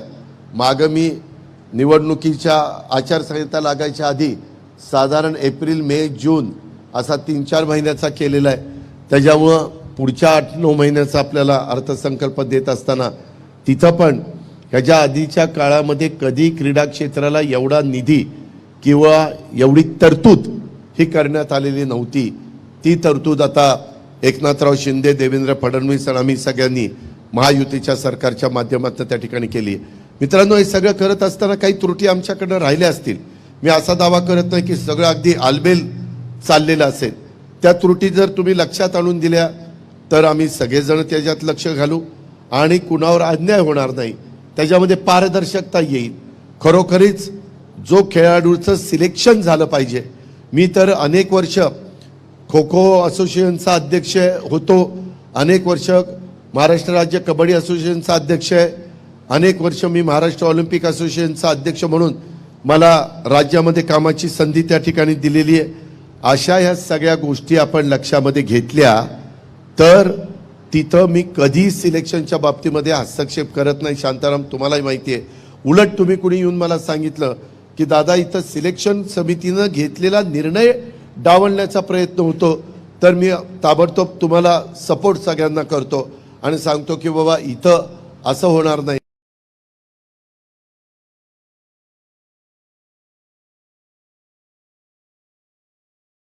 कारण ज्याचं त्याचं क्रेडिट ज्याला त्याला मिळालं पाहिजे, ही माझ्यासारख्या कार्यकर्त्याची त्या ठिकाणी भावना आहे. आम्ही सगळ्यांनी विलासराव देशमुख मुख्यमंत्री असताना विलासरावांना म्हणलं की आपल्याला दरवर्षी काही लाख अधिकारी आणि कर्मचारी आपल्या राज्य सरकारमध्ये रिटायर झाल्यानंतर घ्यावे लागतात. मग ते घेत असताना क्रीडा रसिकांना, क्रीडा क्षेत्रामध्ये काम करणाऱ्या ज्यांनी मैदानं गाजवली त्यांना 5% आरक्षण ठेवलं पाहिजे. आम्ही ठेवलं, त्याच्यात काही लोकांचा चांगला फायदा झाला, पण दुर्दैवाने काहींनी न कधी त्या क्रीडांगणावर जाताना बोगस सर्टिफिकेट आणली आणि त्यांनी त्याच्यामध्ये नोकऱ्या मिळवल्या. आम्ही नंतर त्याच्या खोलात गेलो. आता त्याच्यामध्ये चीफ सेक्रेटरीच्या अध्यक्षतेखाली कमिटी केलेली आहे आणि त्यांना सांगितलेलं आहे की ज्यांनी खऱ्या अर्थाने ऑलिम्पिक असेल, एशियाईक असेल, अशा प्रकारचे जे काही मैदानं गाजवलेली आहे देश पातळीवर किंवा आंतरराष्ट्रीय पातळीवर, सुवर्णपदक, रौप्य पदक, ब्रॉन्झ पदक, ह्या सगळ्याच्या बाबतीत आपण त्यांना अधिकची संधी देऊ अशा प्रकारे आम्ही ठरवलेलं आहे. तुमच्याही क्षेत्रामधल्या काही मान्यवरांना आत्ताच परवा माझ्या माहितीप्रमाणे राज्याच्या मुख्यमंत्र्यांनी ह्या सगळ्या स्पर्धा होत असताना माझ्या माहितीप्रमाणे ह्याच्यामध्ये आपल्या राक्षेला कोणाला दिलं ना, शिवराजला पुणे महानगरपालिकेमध्ये दिलं. का तर आम्हाला राज्य सरकारमध्ये अजून ती आमची नियमावली ठरलेली नाही आहे, त्याच्यामुळं ते राहिलं. त्याच्यात उत्कर्ष असेल, काळे किंवा इतर पण बरेचसे पैलवान आहेत, मी सगळ्यांची नावं घेत नाही, त्यांनी पण मैदानं गाजवलेली आहेत. तिथं महानगरपालिकेमध्ये तरी किंवा राज्य सरकारमध्ये तरी आमची एक विनंती आहे, मी सगळ्या क्रीडा क्षेत्रातल्या मान्यवरांना सांगेन की तुम्ही क्रीडा मैदानं गाजवली त्या क्षेत्रामध्ये आपापल्या, तर नोकरी देत असताना आम्हाला प्राधान्य द्यायचं आहे तुम्हाला क्रीडा क्षेत्राला बळकटी करण्याच्या करता. तिथं जे काही लूपहोल्स असतील ते त्याच्यातनं भरून काढण्याच्या करता. परंतु बऱ्याचदा ज्यांनी मैदानं गाजवली, ॲथलेटिक्समध्ये असतील किंवा कुठल्याही क्षेत्रामध्ये, क्रीडा क्षेत्रामध्ये असतील, ते आम्हाला एक्साईजचीच नोकरी द्या, ते आम्हाला सेल टॅक्समध्येच, GSTमध्येच घाला असं म्हणतात. ते आम्हाला जरा वेदना देतं की बाबा ह्यांनी क्रीडांगणं गाजवलीत, ह्यांनी क्रीडा क्षेत्राला मदत केली पाहिजे किंवा तिथं ऑफिसर म्हणून काम केलं पाहिजे. क्लास 1 असेल, क्लास 2 असेल, जसं त्याचं क्वालिफिकेशन असेल त्या पद्धतीनं, असा आमचा सगळ्यांचा मानस आहे. पण त्याच्यात आणखीन काही तुमच्या सूचना असतील तर जरूर तुम्ही मला द्या. उद्याची आचारसंहिता संपल्यानंतर मी चीफ सेक्रेटरीची जी समिती आहे त्यांच्यापुढं देखील तुमच्या ज्या काही सूचना असतील त्या त्यांच्यापुढं ठेवीन. कारण एकदा मग पॉलिसी ठरल्यानंतर सारखी पॉलिसी बदलण्याचं कारण नाही. अशा प्रकारचा पण भूमिका आपण त्याच्यामध्ये स्वीकारू अशी माझी तुम्हाला सगळ्यांना आग्रहाची, नम्रतेची, कळकळीची विनंती राहणार आहे. आज खरं तर मी वेळ बराच झालेला असल्यामुळे डायरेक्ट मी स्वतः माईक हातामध्ये घेतला. तेव्हा कदाचित तुम्हाला वेगवेगळ्या पद्धतीनं काही सूचना करायच्या असतील त्या कृपया नामदेवराव शिरगावकर इथं आहेत किंवा त्यांना माहिती आहे काही इतर सहकारी पण आहेत, त्यांच्याकडे तुम्ही जर दिल्या तर त्याच्यातनं जरूर आम्ही लक्ष घालू अशा प्रकारची खात्री आणि विश्वास मी आपल्या सर्व सहकारी मित्रांच्या समोर ह्या निमित्तानं व्यक्त करतो. आणि साधारण क्रीडा क्षेत्रामध्ये हे सरकार आणि त्या सरकारमधले मुख्यमंत्री, उपमुख्यमंत्री आणि क्रीडा मंत्री आणि त्यांचे सगळे सहकारी काय काम करतायत ह्याचा थोडासा आढावा हा तुमच्यासमोर ठेवण्याचा प्रयत्न हा मी केलेला आहे. तुमच्या सगळ्यांना उद्याच्या काळामध्ये आमची विनंती आहे, लोकशाहीमध्ये प्रत्येकाने कुणाचं काम करावं हा ज्याचा त्याचा अधिकार आहे. ते घटनेचे शिल्पकार डॉक्टर बाबासाहेब आंबेडकरांनी दिलेलं आहे.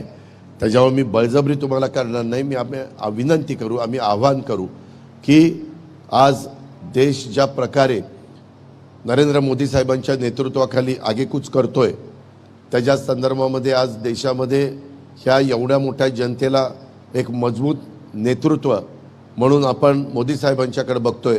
दुसऱ्या कुठल्याही पक्षामध्ये तशा प्रकारचा नेता आज आपल्याला पाहायला मिळत नाही, ही वस्तुस्थिती आहे. परंतु कारण नसताना कधी कधी गैरसमज पसरवले जातात की बाबा हे सरकार एनडीएचं आलं पुन्हा तर संविधान बदलतील, तर घटना बदलतील, तर लोकशाही संपून टाकतील, ही शेवटचीच निवडणूक काही सांगतात. आता 2014ला आले, त्यांना पूर्ण बहुमत होतं, व्यवस्थितपणे त्यांनी सरकार चालवलं. 2000 दुसऱ्या कुठल्याही पक्षामध्ये तशा प्रकारचा नेता आज आपल्याला पाहायला मिळत नाही, ही वस्तुस्थिती आहे. परंतु कारण नसताना कधी कधी गैरसमज पसरवले जातात की बाबा हे सरकार एनडीएचं आलं पुन्हा तर संविधान बदलतील, तर घटना बदलतील, तर लोकशाही संपून टाकतील, ही शेवटचीच निवडणूक काही सांगतात. आता 2014ला आले, त्यांना पूर्ण बहुमत होतं, व्यवस्थितपणे त्यांनी सरकार चालवलं. 2019ला आले, व्यवस्थितपणे सरकार चालवलं, अनेक महत्त्वाच्या गोष्टी केल्या. देशाच्या सर्वांगीण विकासाच्या करता पोर्ट असतील, एअरपोर्ट असतील, त्याच्यामध्ये बंदरं, पोर्ट म्हणजे बंदरं किंवा आमचे नॅशनल हायवे असतील, वंदे भारत ट्रेन असतील, मेट्रो ट्रेन असतील, त्याच्या संदर्भातली रेल्वे लाईन असेल, इतर रेल्वे लांब पल्ल्याच्या सुरू करण्याचं काम असेल, अशा खूप काही गोष्टी ह्या देशाच्या भल्याकरता करण्याचा, कोस्टल रोड असतील, वेगवेगळ्या प्रकारचे टनेल असतील, वेगवेगळ्या प्रकारचे ब्रिजेस असतील. तुम्ही बघा मागच्या काळामध्ये रस्ते कसे होते आणि आताच्या काळामध्ये कसे आहेत. अर्थात आपल्या पुण्यामध्ये बोलायचं झालं तर वाहतुकीची कोंडी होते, परंतु ती सोडवण्याच्या करता मी आणि आमचे सगळे मुख्यमंत्री, उपमुख्यमंत्री सगळेजण त्याच्यामध्ये लक्ष देऊन आहोत. आणि एकदा आपला रिंग रोड झाल्यानंतर आणि दुसराही रिंग रोड नंतर दुसऱ्या टप्प्यात झाल्यानंतर ह्याला बराचसा वाहतुकीच्या कोंडीला आळा बसेल. आणि दुसरं आपली जे हिंजवडीतून शिवाजीनगर ही ट्रेन सुरू झाली, मेट्रो, आणि माझ्या माहितीप्रमाणे निगडी टू कात्रज, आता आम्ही चांदणी चौक ते तिकडं वाघोली असेही करतोय, हडपसर असंही करतोय. ह्या सगळ्या झाल्यानंतर आपले बरेच पुणेकर ट्रेननी प्रवास करायला लागतील. आणि पब्लिक सर्व्हिस ट्रान्सपोर्ट ज्यावेळेस आपण चांगलं देऊ शकतो त्यावेळेस खाजगी वाहनं ही रोडवर कमी येतात आणि वाहतुकीची कोंडी होत नाही. त्याही पद्धतीचं नियोजन, पर्यावरणाचा ऱ्हास होणार नाही, एकंदरीतच शहरं स्वच्छ, देखणी चांगली, नदी सुधार कार्यक्रम, अशा या सगळ्या गोष्टीला स्मार्ट सिटीच्या निमित्तानं देशाचा करोडो रुपयाचा निधी वेगवेगळ्या शहरांना देण्याचं काम, अशा खूप काही गोष्टी ह्या केंद्र सरकारच्या माध्यमातून देश पातळीवर झालेले आहेत आणि म्हणून पुन्हा एकदा त्यांना ह्या देशाचं तिसऱ्यांदा पंतप्रधान करण्याची मनीषा आमच्यासारख्यांची आहे, भाजपची आहे, शिवसेनेची आहे, राष्ट्रवादी काँग्रेस पक्षाची आहे, आठवले साहेबांची आहे, महादेव जानकरांची आहे, आपल्या तुमचे सदाशिव खोत यांची त्या ठिकाणी आहे. त्याच्यामध्ये आमचे महादेव जानकर घेतलं, त्याच्यात कवाडे साहेब त्यांची आहे, अशा अनेक मान्यवरांची नावं त्याच्यामध्ये घेता येतील. शेवटी एवढ्या मोठ्या देशाचा कारभार करायचं म्हटलं तर जातीय सलोखा ठेवून सर्वांना बरोबर घेऊन पुढं गेल्याशिवाय हे चालू शकत नाही असा आमचा सगळ्यांचा मानस आहे. आणि म्हणून आज दुपारची वेळ असताना पण आम्ही तुम्हाला आव्हान केलं, मग क्रीडा क्षेत्रातल्या वेगवेगळ्या मान्यवरांना पण केलं आणि आमच्या पैलवान मंडळींना पण केलं. त्याच्यामुळं तुम्ही सगळेच जण मोठ्या संख्येने आला, त्या गोष्टीचं समाधान मला आहे. आज तुकाराम बीज आहे, त्याहीबद्दल तुकाराम बीजच्या आपल्याला सगळ्यांना शुभेच्छा देतो. उद्या तिथीप्रमाणे युगपुरुष छत्रपती शिवाजी महाराजांची जयंती आहे. आम्ही सगळ्यांनी सरकारनी शिवाजी महाराजांच्या राज्याभिषेकाला 350 वर्ष झाली म्हणून पूर्ण राज्यभर कार्यक्रम हे त्या ठिकाणी चाललेले आहेत. शिवसृष्टीच्या निमित्तानं पुढच्या पिढीला पण महाराजांनी उभे केलेले किल्ले संवर्धनाच्या निमित्तानं तेही काम आम्ही मोठ्या प्रमाणावर हातामध्ये घेतलेलं आहे. अनेक महापुरुष आपल्याकडे होऊन गेले, त्यांचं स्मारक ते पण आपण चांगल्या पद्धतीनं, मग छत्रपती संभाजी महाराज असेल तुळापूर वढूचं त्यांचं स्मारक, किंवा त्याच्यामध्ये लहुजी साळवे क्रांतीवीर त्यांचं स्मारक असेल, किंवा सईबाईंचं स्मारक असेल, अनेक मान्यवरांची स्मारकं, किंवा क्रांतीज्योती सावित्रीबाई फुले आणि महात्मा ज्योतिराव फुले यांचं स्मारक असेल, अशा अनेक मान्यवरांची, अण्णाभाऊ साठेंचं स्मारक असेल, जगातलं फार मोठं स्मारक आपले घटनेचे शिल्पकार डॉक्टर बाबासाहेब आंबेडकर ते मुंबईतलं काम त्या ठिकाणी सुरू आहे. अशा पुढच्या पिढीला पण ह्या महान व्यक्तींनी कशा पद्धतीनं त्या काळामध्ये काम केलेलं आहे ह्याचं सतत स्मरण त्यांना झालं पाहिजे, त्यांचा इतिहास त्यांच्यासमोर आला पाहिजे. म्हणून त्याही गोष्टी त्या आपण जतन करायच्या असतात. पुढच्या पिढीच्या करता त्या निश्चितपणे कशा त्यांनाही ते समजून घेतील ह्या पद्धतीनं त्याच्यात काम करायचं असतं. त्याच्यात पण आपल्या सरकारने काम केलेलं आहे आणि आम्ही त्याच्यामध्ये काम करतो आहे. अजून कुठं काही राहिलेलं असेल तर जरूर लक्षात आणून द्या, त्यामध्ये जरूर आम्ही सगळेजण लक्ष घालू. अशा प्रकारचा विश्वास आणि खात्री आपण सगळ्यांनी बाळगा. आम्हाला सगळ्यांना मनापासून वाटतं एवढ्या मोठ्या देश आणि एवढ्या मोठी लोकसंख्या, म्हणजे जगात 6 माणसाच्या मागं 1 भारतीय, 6 माणसाच्या मागं 1 भारतीय, अशा पद्धतीची लोकसंख्या आपण गाठलेली आहे. त्या प्रकारे देखील आपले त्यांना जर प्रोत्साहन दिलं तर चांगले चांगले खेळाडू, आंतरराष्ट्रीय दर्जाचे ऑलिम्पिकमध्ये पदकं मिळवणारे हे तयार होऊ शकतात. त्यांना पायाभूत सुविधा दिल्या तर ते देण्याचं काम आमचं चाललेलं आहे आणि त्याच्यातून देश पातळीवर अनेक चांगले ऑलिम्पिक वीर तयार व्हावेत. माझ्या महाराष्ट्रातनं अनेक ऑलिम्पिक वीर तयार व्हावेत आणि त्याच्यातून तुमच्या माझ्या देशाची शान आणि मान वाढावी, तुमच्या आणि माझ्या देशाची राज्याची शान आणि मान वाढावी, हीच माझ्यासारख्या कार्यकर्त्याची भावना आहे. हे पण आपण सगळ्यांनी ह्या निमित्तानं लक्षामध्ये घ्यावं अशी माझ्या तमाम क्रीडापटूंना, कुस्तीपटूंना आणि बाकीच्या सर्व त्याच्यामधल्या पदाधिकाऱ्यांना, त्या संघटनेमध्ये काम करत असणाऱ्या सहकाऱ्यांना विनंती आहे.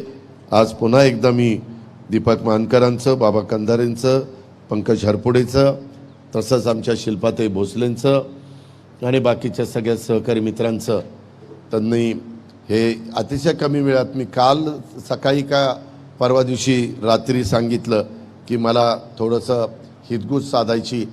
कधी कधी काय होतं, आम्ही बोलत नाही त्याच्यामुळं काय चाललं हे तुम्हालाही समजत नाही. काही जे आम्हाला वरचेवर भेटतात आणि अडचणी सांगतात आणि आम्ही त्या अडचणी सोडवतो ते ठराविक लोकांनाच माहिती असतं. परंतु शेवटी ज्या समाजाच्या करता आम्ही काम करतोय त्या समाजाला पण ही माहिती झाली पाहिजे. ह्याच भावनेतनं तुम्हाला मी आव्हान करतोय, तुम्हाला ही माहिती देण्याचा प्रयत्न करतोय, हे आपण कृपया समजून घ्यावं अशी माझी आपल्याला विनंती आहे. बघता बघता उन्हाळ्याची तीव्रता खूप आहे आणि त्याच्यातून बऱ्याचदा मतदार हा तिथं मतदानाला यायला काकू करतो, एवढं उन्हाचं कशाला जायचं, तसं न करता प्रत्येक मत महत्त्वाचं आहे आणि त्याच्यामुळं तुमचं अमूल्य बहुमूल्य अशा प्रकारचं मत तुमचं, तुमच्या कुटुंबियांचं, तुमच्या मित्रपरिवारांचं, तुमच्या सहकाऱ्यांचं हे महायुतीच्या घड्याळ, धनुष्यबाण आणि कमळ ह्या जे काही मशीन आहे EVM, त्या मशीनमध्ये आपण जे ह्या तीनपैकी जी खूण असेल त्या खुणाच्या समोरचं बटन दाबायचं काम आपण सगळ्यांनी करावं ही माझी आपल्याला सगळ्यांना आग्रहाची, नम्रतेची, कळकळीची विनंती राहील. पुढच्याही काळामध्ये इतरांच्यापेक्षा अधिक माझ्या क्रीडापटूंच्या करता आणि ह्या क्षेत्रामध्ये काम करताना सर्व मान्यवरांच्या करता आम्ही त्यांना मदत करायला कुठं कमी पडणार नाही अशा प्रकारची खात्री आणि विश्वास मी ह्या मेळाव्याच्या निमित्तानं आपल्या सर्व सहकारी मित्रांना करतो आणि ह्याच्यामध्ये आम्हाला मनापासून साथ आपण सगळ्यांनी द्यावी अशी आव्हान आपल्याला सगळ्यांना करून पुन्हा एकदा आपण मोठ्या संख्येने उपस्थित राहिल्याबद्दल आपल्याला मनापासून स्वागत करून मी माझे 2 शब्द संपवतो. जय हिंद. अशाच प्रकारच्या ताज्या घडामोडींसाठी येस मराठी न्यूज यूट्यूब चॅनलला शेअर करा, सबस्क्राईब करा, लाईक करा आणि पाहत राहा येस मराठी न्यूज.